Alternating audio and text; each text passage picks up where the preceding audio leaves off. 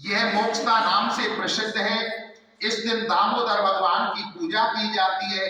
धूप दीप नैवेद्य आदि से भक्ति पूर्वक भगवान की पूजा करनी चाहिए। अब मैं एक पुराणों की कथा को कहता हूं। इस एकादशी के व्रत के प्रभाव से नरक में गए हुए माता पिता पुत्र आदि को स्वर्ग की प्राप्ति होती है। उसे आप ध्यान पूर्वक सुनिए। प्राचीन गोकुल नगर में एक वैशामक नाम का एक राजा राज्य करता था। इसके राज्य में चारों वेदों के ज्ञाता ब्राह्मण रहते थे। रात्रि को एक दिन स्वप्न में राजा ने अपने पिता को नरक में पड़े हुए देखा। उसको स्वप्न का बड़ा आश्चर्य हुआ।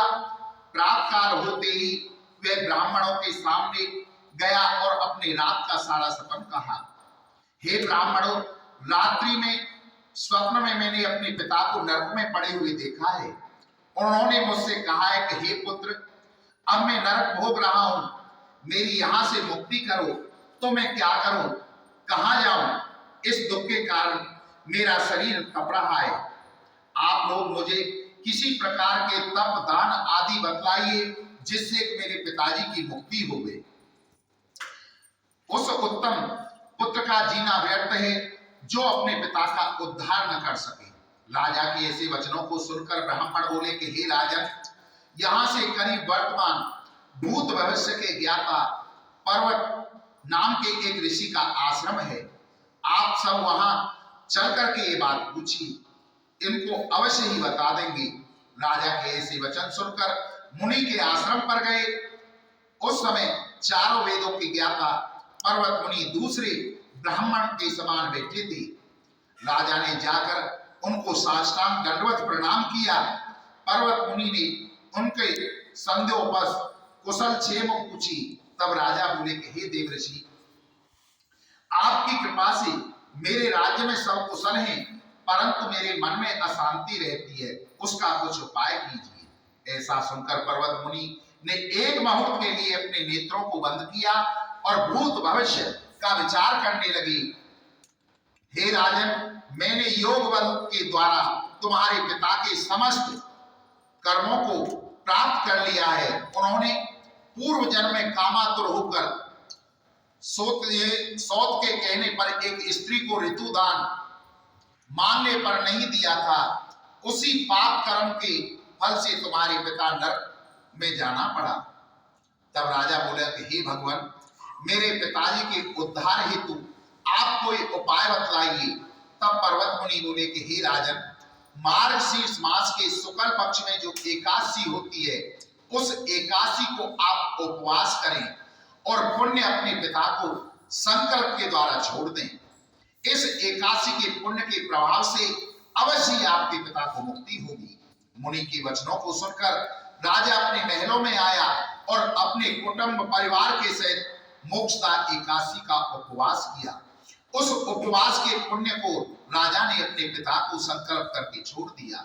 उस पुण्य के प्रभाव से राजा के पिता की मुक्ति मिली और स्वर्ग में जाते हुए अपने पुत्र से कहा कि हे पुत्र, तेरा सदा कल्याण हो। यह कहकर स्वर्ग को चली गई। मार्गशीर्ष माह के शुक्ल पक्ष में मोक्षदा नाम की एकादशी का जो व्रत करते हैं, उनके समस्त पाप नष्ट हो जाते हैं और अंत में स्वर्ग लोक को जाते हैं। ये व्रत से बढ़कर मोक्ष देने वाला कोई दूसरा व्रत नहीं है। इस कथा के सुनने व पढ़ने से वाजपेयी का फल प्राप्त होता है। जय जय श्री मार्गशीर्ष शुक्ला मोक्षदा एकादशी संपूर्णम बोलो श्री हरि ओम नमः। ओम जय काशी माता मय, जय काशी माता, विष्णु पूजा व्रत को धारण कर शक्ति मुक्ति पा। ओम जय एकाशी माता, तेरे नाम गिनाऊं देवी भक्ति प्रदान करनी, गण गौरव को देनी माता शास्त्रों में वर्ण। ओम जय एकाशी माता, मार्गशीर्ष के कृष्ण पक्ष में उत्पन्ना होती, शुक्ल पक्ष में मोक्षदायिनी पापों को धोती। ओम जय एकाशी माता, पौष मास के कृष्ण पक्ष में सफला नाम कहो, शुक्ल पक्ष में होए पुत्र आनंद अधिक रहो। ओम जय एकाशी माता, नाम सटला माघ मास में कृष्ण पक्ष आवे, शुक्ल पक्ष में जया कहावे, विजय सदा पावे कुंजे एकासी माता। विजया पाल गुण कृष्ण पक्ष में शुक्ला आमल की, पाप मोचनी कृष्ण पक्ष में चैत्र महाजल की कुंजे एकासी माता। चैत्र शुक्ल में नाम कामदा धन देने वाली, नाम लगनी कृष्ण पक्ष में बैसाख महावाली कुंजे एकासी माता।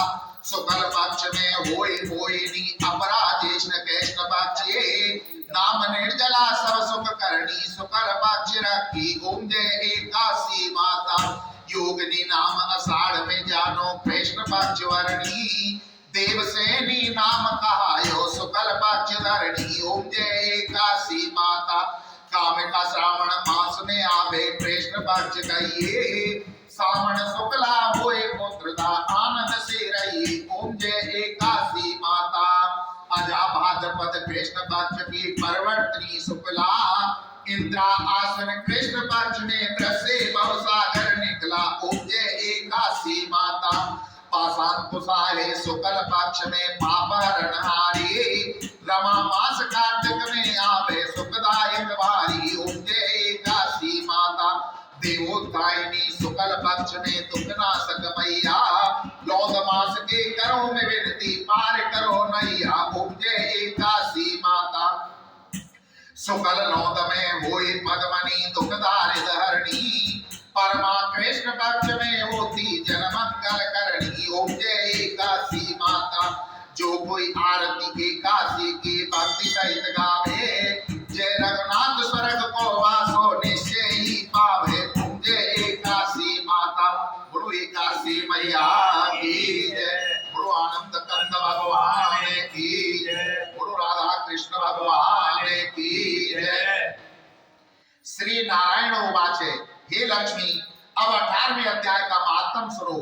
जैसे सब नदियों में गंगा जी श्रेष्ठ है, सब क्षेत्रों में हरिद्वार, सब तीर्थों में प्रयागराज, सब पर्वतों में कैलाश पर्वत, सब ऋषियों में नारद, सब गौओं में कपिला कामधेनु, तैसे ही सब अध्याय में गीता जी का 18वां अध्याय श्रेष्ठ है, जिसका फलस्वरूप देवलोक में स्वेर पर्वत पर इंद्र अपनी सभा लगाए बैठे थे। उर्वशी नृत्य कर रही थी, बड़ी प्रसन्नता में बैठे हुए थे। इतने में एक चतुर्भुज रूपधारी को पार्षद लाए और सब देवताओं के सामने इंद्र से कहा, हे इंद्र, तू उठ, इनको बैठने दे। यह सुनकर इंद्र ने प्रणाम किया और उसने तेजस्वी को बिठा दिया। इंद्र ने अपने गुरु बृहस्पति जी से पूछा, गुरु जी, तुम त्रिकालदर्शी हो, देखो इसने कौन सा पुण्य किया है जिससे ये इंद्रासन का अधिकारी हुआ।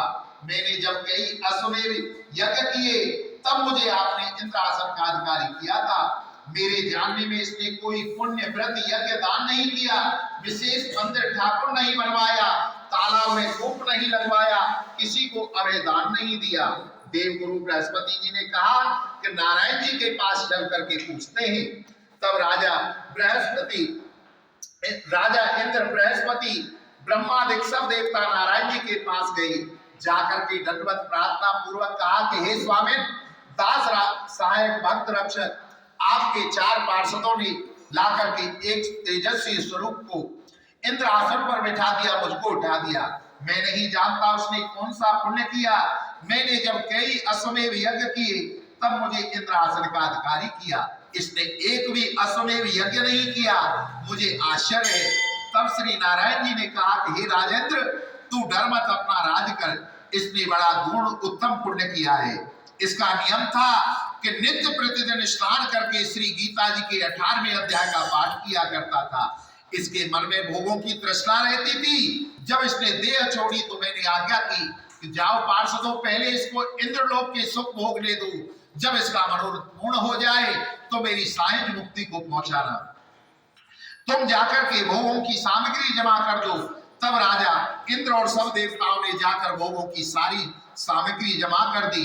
कुछ काल इंद्रपुरी के सुख भोग कर फिर वह श्री नारायण जी की कृपा से सायं मुक्ति देकर वैकुंठ का अधिकारी किया। श्री नारायण जी कहते हैं कि हे लक्ष्मी, और श्री शिव जी कहते हैं कि हे पार्वती, यह 18वें अध्याय का महात्म है जो तुमने श्रवण किया। जय जय श्री पद्म पुराणे सती ईश्वर संवादे उत्तराखंडे गीता महात्म नामे 18वां अध्याय। गोविंद अर्पणमस्तु। बोलो श्री हरि ओम नमः।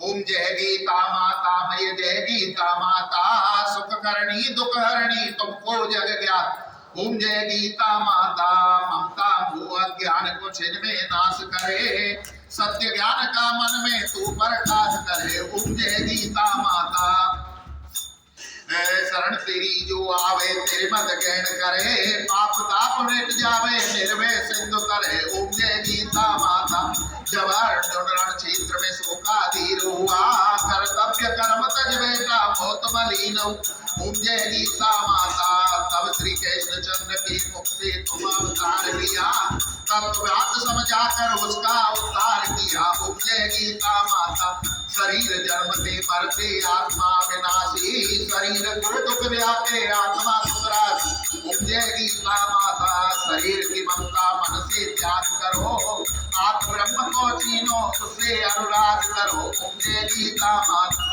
जग में ब्रह्म को जानो सबसे प्रीत करो, भावना अनरीत करो। ओम जय गीता माता, नित निष्काम कर्म कर जगोपकार करो, बलवांछा को त्यागो सद्व्यवहार करो। ओम जय गीता माता, मन को बस में करके इच्छा त्याग करो, निष्काम जगत में रहकर हरि अनुराग करो। ओम जय गीता माता, ये उपदेश जो तेरे नर मन में लावे, भगवान भव सागर से को नर तर जावे। ओम जय गीता माता, ओम जय गंगे माता में जय गंगे माता, जो नर तुमको ध्याता मनवांछित वर पाता। ओम जय गंगे माता, चंद्र जो तुम्हारी जल निर्मल आता, शरण पड़े जो तेरी तो नर तर जाता।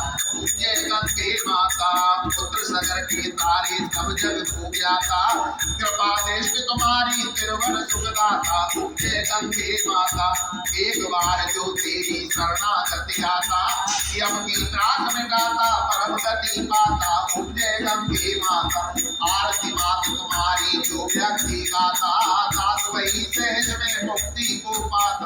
ओम जय गंगे माता, बोलो गंगा मैया की जय, बोलो जमुना मैया की जय। भगवान के 108 नाम। ओम कन्हैया कृष्ण केशव चक्रधारी, नंदलाल माधु सुंदर श्याम मुरारी, राधावर वंशी वजैया, रघुवीर नटवर नंद नंदन, गजाधर अमर अजर अविनाशी, नरोत्तम अर्जुन सका सांवरिया श्यामला, गोपाल दामोदर ब्रजनाथ, दयालु दीनबंधु जगदीश दीनानाथ, जगत पिता वामन यशोदालाल, नारायण बिहारी मदन मोहन कृपानिधि, सर्वरक्षक ईश्वर सर्वशक्तिमान सर्वव्यापक मनहरन, बांके बिहारी गोपीनाथ, ब्रजवल्लभ गोवर्धनधारी, घनश्याम परमानंद, पतित पावन ज्योति स्वरूप, राधा रमन माधव मधुसूदन, रमपति राम हरि, मुरली मनोहर श्याम, कल्याणकारी अनंत, परमपिता प्रभु परम पवित्र, गोसाई भक्तवत्सल वासुदेव, परमात्मा दुखहर्ता विधाता, निरंजन काली नागनतैया, अभय अंतर्यामी, सर्वाधार अद्वित, घटघट निवासी, दाता परमेश्वर, रमणी निराकार निर्विकार, अच्युत न्यायकारी, जगतकर्ता, त्रिभुवनाथ, शंकर विष्णु सत्यनारायण, अविनाशी ब्रह्म, संहर्ता पालनकर्ता, सच्चित आनंद स्वरूप, केशव गोपी वल्लभ, राधे श्याम, सत्य स्वरूप, आनंददाता, दयालु अनादि कल्याणकारी, विश्वकर्ता, पूर्ण परमानंद, स्वामी आदि पुरुष गुरु आनंद कंद भगवान की जय, गुरु राधा कृष्ण भगवान की जय, गुरु अपने अपने गुरु महाराज की जय, गुरु अपने अपने माता पिता की जय। जय जय श्री राधे श्याम कृष्ण तत्धर्म की जय।